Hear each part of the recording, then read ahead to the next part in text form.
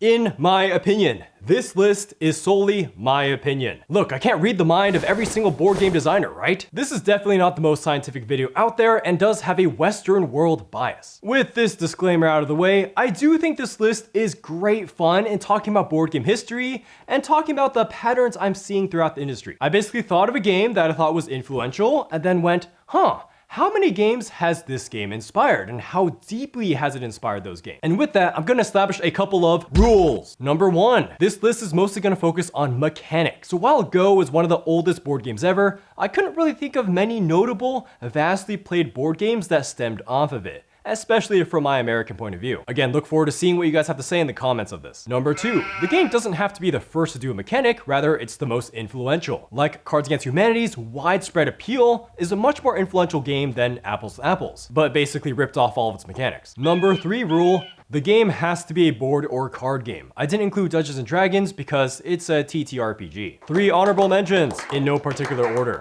1 is Heroquest. It was one of the first dungeon crawlers ever. Think about how new this game was coming from normal 1900s board games. It had the 1v-all mechanic, sequencing room tromping with your friends, and even having an ongoing campaign where you could upgrade your characters with items. See, dungeon crawling existed in many video games at the time, but not in this dungeon crawler versus adventurers dynamic in person. Also, the dungeon master could make up rules here. I'm sure the designers of many dungeon crawlers have heard of, if not have played, Heroquest. Number 2 is Catan. Now, admittedly, this game would have been at the top of this list if we didn't have such a mechanical focus. Cause Catan, it's the big turning point for the hobby and getting more mainstream appeal. With the rules I've set up, I struggled to find a top 10 place for Catan because there's no single mechanic implementation that struck me as very influential to other games. We've called Catan a sampler of Euro and multiplayer mechanics, with resource management, competing over objectives like Longest Road, and then there's a trading. But I don't quite see the resonance of this throughout the mechanics part of the industry. It's rather that people who are really into Catan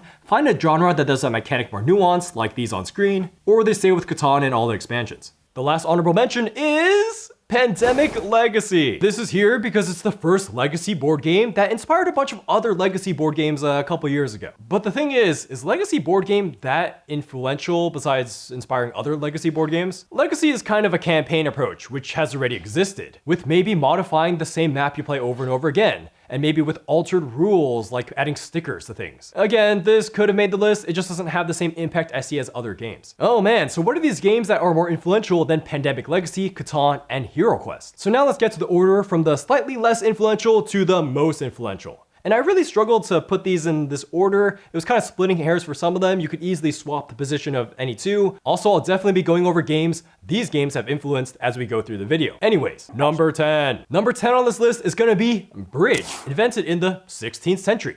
Okay, so I haven't personally played this game. It's the only game of this list I haven't played. And yeah, Bridge's popularity among younger people in the Western world is pretty low nowadays. But Bridge is the OG trick-taking game, and it has international popularity, and I'm sure if you looked hard enough, you'd find a program you could get involved with. Brief explanation for fellow Western younger folks out there, trick-taking is where you play a card that's usually the same color as the one in a central pile. If you have the highest number, you win that trick and put those cards aside. Admittedly, I definitely know the least about this mechanic compared to others I'll mention, but there's definitely been a noticeable rise in popularity of trick-taking games around me. You got Scout, which is a fun oink game that came out 5 years ago. Or Cat in the Box has been crushing it in popularity. Or Skull King, which Daniel really likes, and I bought it for him, but I actually haven't played it myself. Number 9. You know how I brought up Heroquest before? Well, this game's mechanical influence pales in comparison to Gloomhaven, the newest game by far on this list. I know that this list has an emphasis on mechanics, but Gloomhaven goes so above and beyond other games due to its cultural and industry significance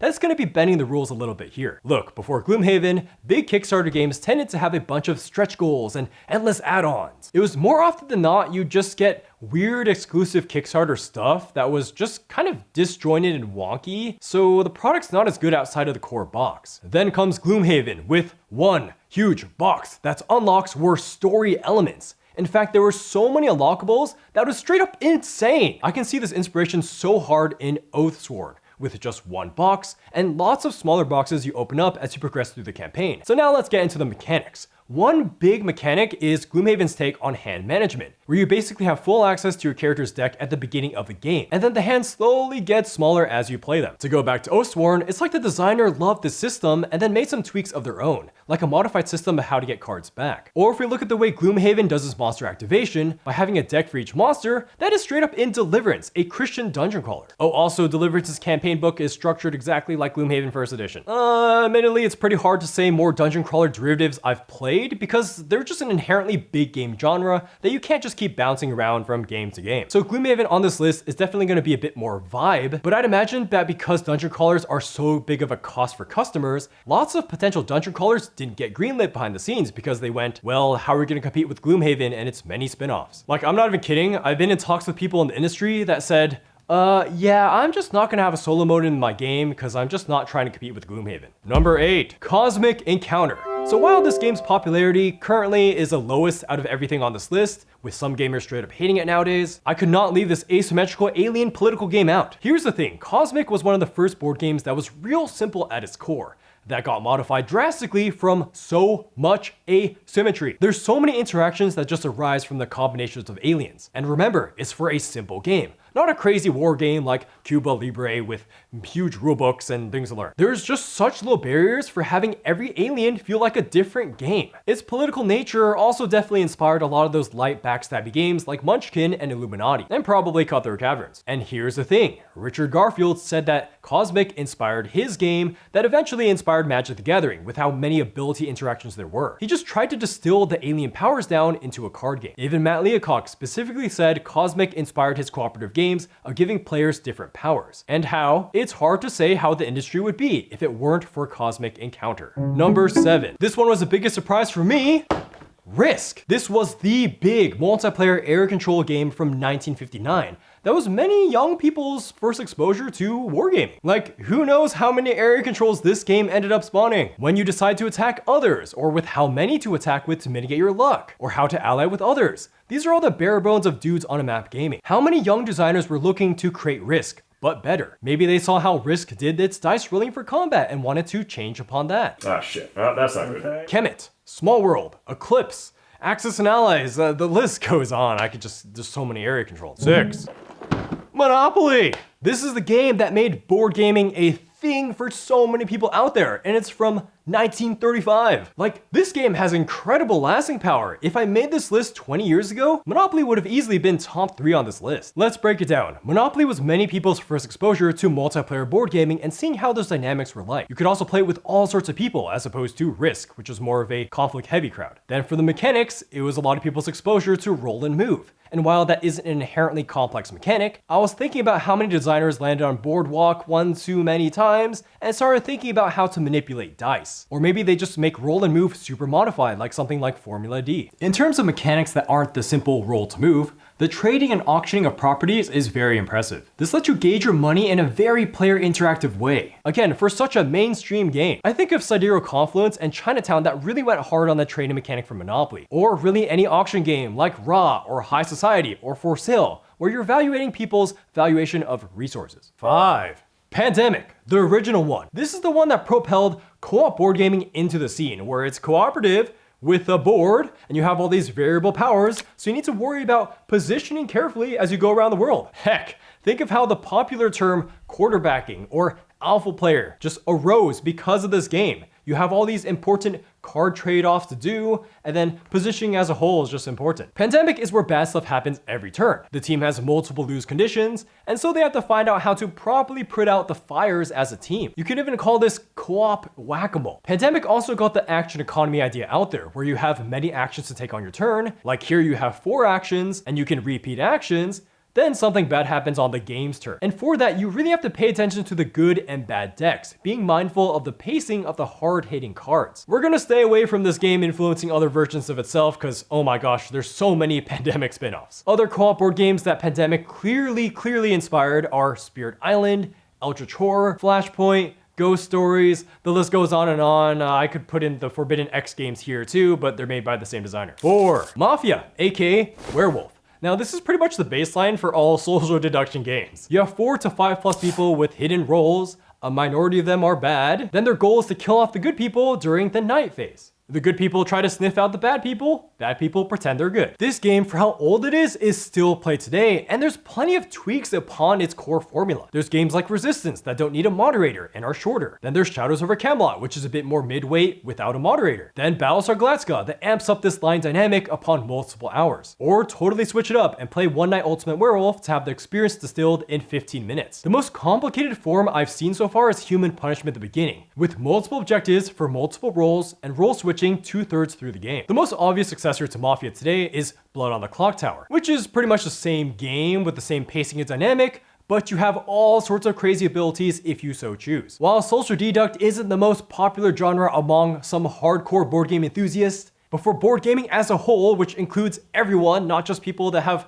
collections like that in the background, yeah, social deduct is huge. Also, again, slightly breaking the rules here, but I have to mention the video game Among Us, because that was a cultural phenomenon during the pandemic. I'm sure lots of people already exposed to Mafia got to play that and then wanted to see what else was out there for social deduct. Again, weird example, just have to bring up because how popular it is. 3. Now we get to the games I'm really splitting hairs for in order. Number 3 is gonna be Donald X's Dominion. Holy cow, was this the game that made deck building the meat of your game, as opposed to deck building being preparation for your game like a TCG. The very act of starting with a simple deck and drawing 5 cards, then buying more from a central circle is in so many games we've seen. There's Dominion spin-offs like Star Realms, Star Wars Deck Building, or Tanto Kore for the anime crowd that feel so one-to-one to Dominion. They just have their own slight twists on aggression and or asymmetry. The main difference is that they have updated markets as new buyable cards come out in a type of river, but that doesn't really change the deck building style very much. Heck, even the insanely popular Dune Imperium and Lost Ruins of Arnark, which are worker placements combined with deck building, are literally draw 5 cards and decide to deck build with that, just like Dominion. Or how about throwing deck building into a boss battler with Aeon's End? Or negotiation deck building for Moonrakers, also draw 5 cards. I mean, there's people out there that still want to keep playing Dominion with expansions. Man, Donald X is a genius. This is the game that inspired this list, and when I kept thinking about it, it actually inspired bag building as well. Deck building inspired bag building. For example, the popular game Quacks of Quellenberg to build up your bag and then pull tokens out of it. It's the same idea of mixing stronger and weak elements, it's just that you have higher luck now because you're pulling out of a bag. 2. Okay, so if Dominion is number 3, then number 2 is gonna be Magic the Gathering from 1993. The core system of 1v1 mage dueling has not only made TCG popularity a thing, where new TCGs are still coming out today, but I can easily see so many inspirations in the non-collectible space gaming. The term ex-MTG player comes to mind as games tweak a certain element of this 1v1 asymmetric dueler, but you're still fundamentally dropping units from hand, attacking, and playing spells. If you want no deck building, then maybe you play something like Radlands to draw from a shared deck. Or if you want modified deck building, you go for Keyforge or Soulforge with partially pre-built decks. If you want to feel less mana screwed and have more time, you play Ashes Reborn. Or how about Smash Up for just silly asymmetry fun? In fact, the entire LCG genre just feels really fueled by MTG players that got sick of buying boosters and just wanted guaranteed cards. I mean, that was one of the reasons I bought Netrunner. There's even more to this discussion though, because MTG was one of the first games to have sealed drafting, and with its popularity, introduced lots of people to this mechanic. So now there's a concept of building your own deck right before you play the game. There's all sorts of board games that implement a type of draft to help balance out setup, or games purely based off of drafting, like Seven Wonders or Citadel, or the area control Blood Rage, which is half drafting. But wait, there's a third influence from Magic the Gathering. It's Commander Mode. You know, the multiplayer variant for 2 to 6 players where you double your health and now have 100 card decks. This came out in 1996 and is supposedly Magic's most famous mode. Now for Commander, I found it a bit tricky to see what games it directly influenced, but pretty much any multiplayer card-driven free-for-all with all sorts of card interactions and deck buildings could have similarities to Commander. One good example where all came together is Dune Imperium, where it has attacking, instant cards, deck building, and asymmetry. Oh, and I almost forgot about this, the stack mechanic, which is how instant abilities trigger one after another. While not a lot of board games have this because board game timings are usually more straightforward, we have played plenty of TCGs that are inspired by this stack and this anime board game. Last shout out for Magic the Gathering, and I know this is not mechanics, but I have to say that it set such a high bar for high fantasy art in games. Like, look at this stuff. It looks so good, but yeah, it's not mechanics. Number 1! Now we get to the most influential game on this list. Now again, this is talking about games from a mechanical standpoint. It's not how many people did this game get into the hobby. No, it's mechanics. So with that in mind, the number 1 game on this list is chess. When was this game invented? Oh, 1500 years ago. That's pretty crazy. And it's still being played like crazy today, with many youth programs, I think I got this from a youth program, teaching chess. Like, chess competitions and chess clubs are just not surprising of a thing at all in the West. But mind you, this game is talking about chess's influence on board games, so let's get into that. Chess was definitely people's first access to 1v1 wargaming. You have units that operate slightly differently, you want to kill the right units with good trades, the board is a grid and you want to position well around the center, and then protecting your king. There's no luck, no hidden info, and no variable setup. Think of how many games just in the 20th century that were inspired by this. A notable one is Stratego, which took the 1v1 idea and now had variable setup with hidden information. And then there's newer ones that explicitly pitch themselves as chess-like Legacy's Allure, that calls itself chess with cards, or Hive that uses hexes instead of squares, or Onitama that adds in cards for movement, or I mean, just Google chess replacement and I'm sure you'll find a ton of games. I mean, hot take, I doubt there's many board game designers in the West that have not played chess at least once in their life, but